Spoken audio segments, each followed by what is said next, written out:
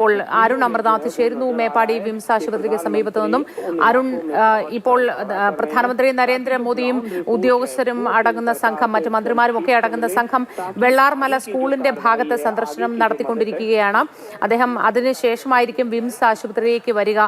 Bailey പാലം വഴി കാൽനടയായോ വാഹനത്തിലോ നടന്നു പോകുമോ എന്ന കാര്യത്തിൽ ഒരു വ്യക്തത ഇനിയും വന്നിട്ടില്ല എങ്കിൽ കൂടി ഇനിയായിരിക്കും വിംസ് ആശുപത്രിയിലേക്ക് വരിക.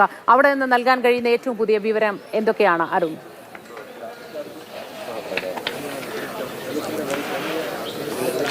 മോത്തി ഈ പ്രധാനമന്ത്രിയെ വരവേൽക്കാനായി ഈ ബാരിക്കേഡിനിപ്പുറം ഒരുപാട് ആളുകളെ നമുക്ക് കാണുന്നുണ്ട്. അവരൊക്കെ പ്രധാനമന്ത്രിയെ കാത്തു നിൽക്കുന്നവരാണ്.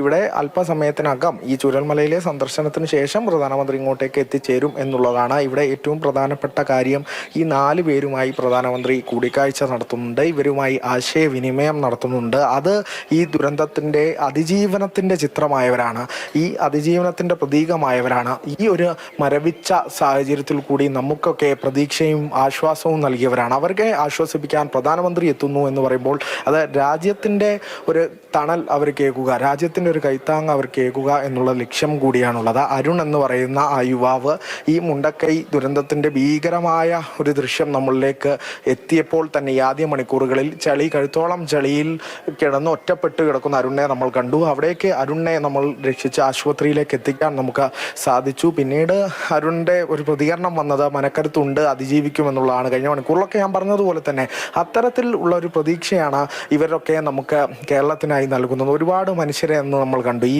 വിംസ് ആശുപത്രിയിലേക്ക് ആദ്യം എത്തുമ്പോൾ അവിടെ ഓരോരുത്തർക്കും പറയാൻ വാക്കുകളൊന്നുമില്ല, എല്ലാവർക്കും കണ്ണീരും നിർവികാരതയും തന്നെ ഉണ്ടായിരുന്നുള്ളൂ. പിന്നീട് ഓരോ ദിവസം കഴിഞ്ഞ് ഇങ്ങോട്ടേക്കും ആ മുറിവ് അവിടെ ഉണങ്ങാതെ കിടക്കുന്നുണ്ട്. പക്ഷേ ആ വേദനയെ ഉൾക്കൊണ്ടുകൊണ്ട് തന്നെ നമുക്ക് അതിജീവിക്കണം എന്നുള്ള എല്ലാവരുടെയും കണ്ണുകളിൽ ആ നിശ്ചയദാർഢ്യം കാണുന്നുണ്ട്. അപ്പോൾ നമുക്ക് വീണ്ടെടുക്കണം മുണ്ടക്കൈയെ, വീണ്ടെടുക്കണം ചൂരൽമലയെ, വീണ്ടെടുക്കണം ഈ ഒരു നാടിനെ നമുക്ക് പൂർണ്ണമായും വീണ്ടെടുക്കണം. അതിനായി നമ്മൾ ഒത്തുചേരണം എന്നുള്ളത് തന്നെയാണ്. ഇനി അതിനുള്ള സമയമാണ്. അതിന് നമുക്ക് എല്ലാവരുടെയും കൈകോർത്തുള്ള ഒരു ഒത്തൊരുമയാണ് നമുക്ക് വേണ്ടത്. അതിന് രാജ്യം ഒപ്പമുണ്ട് എന്നുള്ളത് തന്നെയാണ് ഏറ്റവും പ്രധാനപ്പെട്ട കാര്യം. അപ്പോൾ ഈ സുരക്ഷാ ക്രമീകരണങ്ങളെ പറ്റി ഞാൻ പറഞ്ഞു. ഈ ബാരിക്കേഡിന് അപ്പുറമായ ആളുകൾ നിൽക്കുന്നുണ്ട്. ഈ വഴി വാഹനങ്ങളൊന്നും കടത്തിവിടില്ല. പ്രധാനമന്ത്രി പോയതിനു ശേഷമാണ് മാധ്യമങ്ങൾക്ക് പോലും അങ്ങോട്ടേക്ക് പ്രവേശനമുള്ളൂ. അതിനുശേഷം ഈ പ്രധാനമന്ത്രിയുമായി സംവദിച്ചവരുടെ പ്രതികരണം തേടാമെന്ന് നമ്മൾ പ്രതീക്ഷിക്കുന്നുണ്ട്.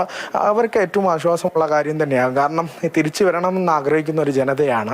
അപ്പോൾ രാജ്യത്തിൻ്റെ തന്നെ ഉറപ്പ് അവർക്ക് ലഭിക്കുകയാണ്, രാജ്യത്തിൻ്റെ തന്നെ വാക്കുകൾ അവർ കേൾക്കുകയാണ് എന്നുള്ള രാജ്യത്തിൻ്റെ പ്രതിനിധിയായി തന്നെ പ്രധാനമന്ത്രി എത്തുമ്പോൾ അവർക്ക് ഏറ്റവും ആശ്വാസമുള്ള കാര്യം തന്നെയാകും. നാടിനും അത് ആശ്വാസമുള്ള മണിക്കൂറുകളാണ്. ഞാൻ പറഞ്ഞതുപോലെ ഇത്തരം സാന്ത്വനമുള്ള കാര്യങ്ങളാണ് ഇനി നമ്മൾ കാണാൻ ആഗ്രഹിക്കുന്നത്. നമുക്ക് ഉയർന്നു വരണം. എപ്പോഴും പറയാനുള്ളതുപോലെ പ്രളയവും കോവിഡും നിപ്പയും ഒക്കെ കണ്ടവരാണ്, അതിനെയൊക്കെ അതിജീവിച്ച് നമ്മൾ വന്നിട്ടുണ്ട്. അപ്പോൾ ഇത് രാജ്യം കണ്ട ഏറ്റവും വലിയ ദുരന്തമാണ്. 410 മുകളിൽ ആളുകൾ മരിച്ചു.